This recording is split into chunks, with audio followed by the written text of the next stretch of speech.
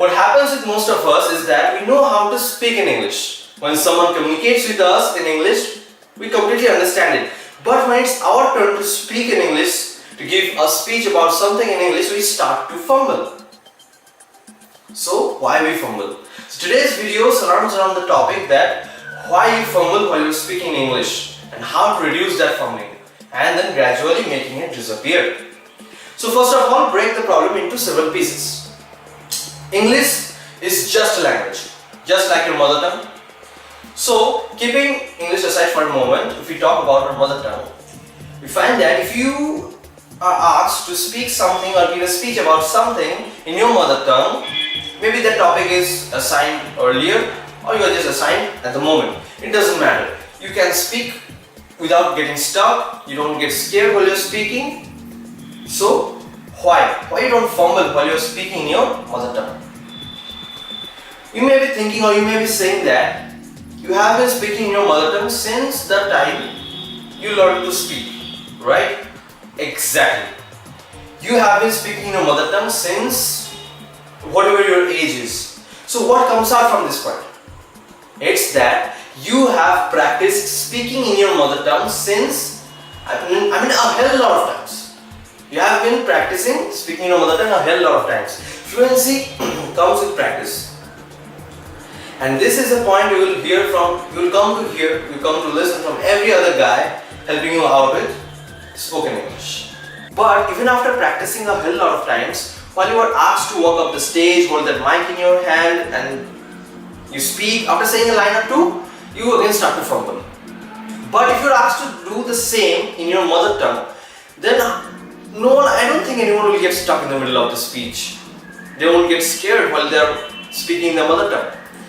So, what's the case? While you are speaking in your mother tongue, you first think in your mother tongue about the things that you want to say and then you speak. But while you're speaking English, you again think in your mother tongue. And then there's a gap and then you speak. So what is filled in this gap? This gap is filled by the conversion part. You convert that thinking of, that mother tongue, that line you got from, in your mother tongue, that to English. So this conversion part takes a lot of time. And also, at the same time, you want to maintain that normal speed of your speech. You think in your mother tongue, you then convert that to English, then you speak. The conversion part takes a lot of time to process. And that is why you get stuck. And this is one of the main reasons for your fumbling. Our brain isn't capable of processing two different activities simultaneously. So what to do? Whenever you are speaking in English, try to think in English, just like you do in case of your mother tongue. So now that long conversion part, that lengthy conversion part stays nowhere in the line. So you keep thinking and go on speaking, and the more you speak in English, you will require less time to think.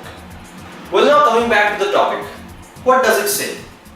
That how to publicly speak in English with confidence. When you're speaking publicly, you have got an audience in front of you. You have got some listeners. What if those listeners aren't doing their jobs? What if the listeners aren't listening to what you say? You are speaking to make them listen, but they aren't. Why? Because you are not interacting with the audience. You are not getting the listeners involved into the topic. One of the silly questions that I usually hear is that how to interact with the audience, how to get them involved. Come on, you can ask them anything. It can be any silly questions. It can be the silliest of all also. For example, you can ask like, what do you think regarding about something you are talking? Or if I give an example of what happened with me a few days back, I had to give a speech. A 2-minute speech. I wasn't able to complete that whole thing in 2 minutes actually. So that's a different story. The topic was young people above 15 should earn their own pocket money. So after saying a line or two at the beginning, I got the audience involved. I got the audience to think the way I am thinking. So what was the line? Listen this carefully. It can be a great example. I say, let us all assume for a moment that we all are 15-year-old including you all and me also. So this line made the whole audience think or assume that they all are 15 years. Okay, I am 15-year-old. So what's coming next? What's coming next? There was a suspense in them. I created a suspense in them. I made them feel interested to the way I'm thinking. So I made the audience what? I made the audience interact with me. I made the audience think the way I am thinking, the way I made them to think. So that helped a lot, making my speech a marvel. Additional advantage of doing this is that you make yourself feel a lot relaxed. You don't anymore feel like a person who is being watched by all those several people or on whom all those scary eyes are stuck. You don't feel like that. You are physically present on the stage, but the mental connection you make between you and the audience is a golden key to unlock your confidence. And the next time you speak, you go on the stage, hold that mic, you speak something, make sure you follow whatever I said till now. And I assure that you can definitely feel the difference. Well, now I'll be sharing a few bonus tips. 3 bonus tips for improving the quality of your speech. Number one is the way you dress.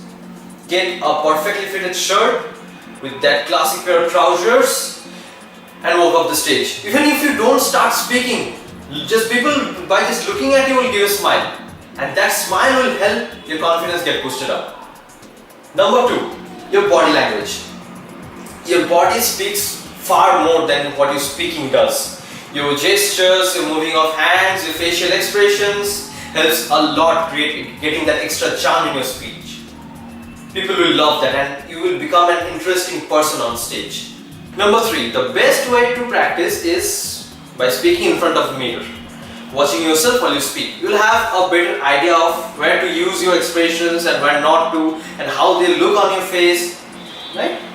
So when you are done with that, then take a recorder and record your speech. Record that audio. And when you're done with both of this separately, do this at the same time. Stand in front of the mirror, take that recorder, record that, play the record button, and then click on the record button, not play it. Click on the record button and then speak. You will be watching yourself while you are speaking, and after you complete with your speech, take the recorder and play it and listen to that carefully. How has it come? No one can judge you better than yourself, right? So now if I talk about myself, well, I started making YouTube videos. It was so hard for me to speak in front of people. The first video that I made, it was so horrible that I deleted it the moment I saw it. It was never shared. It was so hard for me to even look at the lens of the camera and speak. And look at me now, I'm constantly looking at you. It's not even a problem for me.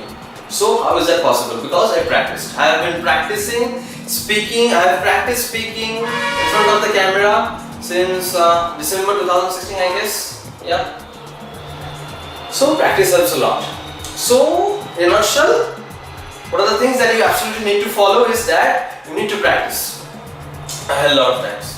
Yeah, I know that it doesn't help. Even after practicing, it doesn't help. So the next thing is try to think in English. The next one, get the audience involved to your way of thinking. Talk with the audience, interact with the audience. Then you need to dress well, you need to develop an amazing body language. That's it. And if you say it's not possible for you to follow all of the things, then I will ask you to follow one thing. That is interact with the audience. Interacting with the audience helps a lot building that connection. See all those great public speakers, why have they become that great public speakers? Why people love to hear them? Because they interact with the audience. They make the audience think what? To their way of thinking. Absolutely. So if you don't follow all of this, make sure you follow at least this one, interact with the audience. So that's it for today. In case this speech, this whole thing was helpful for you, or you think it can be helpful for others, your friends or anyone, please share this video. If you like this video personally, then hit the like button there. And if you haven't subscribed to my channel, then please hit that big red subscribe button there. Thank you for today. Bye-bye.